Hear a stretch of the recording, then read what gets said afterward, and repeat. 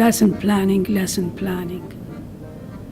Again, ask yourself this question, especially if you are not a planner. You don't have to be a planner to really think about lesson planning, believe me. Because some teachers, and most of the time, we improvise. But even in the improvisation, we have some planning. So, for me, two fundamental things about lesson planning. The first, the objective. The objectives, we can have several of them, of your lesson. What does it mean? What do you want your student to be able to do? And you can see them actually doing this. For example, in your lesson, you want your students to be able to call somebody. Okay?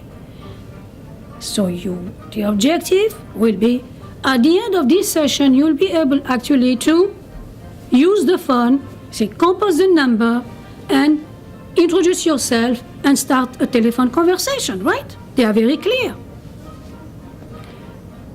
The second most important thing about lesson planning is the assessment. So when you are planning your lesson, you are thinking about the objective, and you should also think about the assessment. What can I do to assess what my students are able to do? You are maybe thinking, when you hear the word assessment, maybe you are thinking about exams, tests, quizzes. For me, they don't have to be called like this.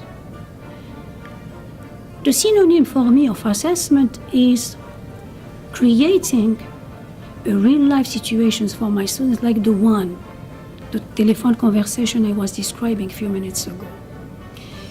Without telling them I am going to assess you, I'm going to present them role play. They can be role play, they can be case studies, they can be anything that you can use to see if they are really able to do some things.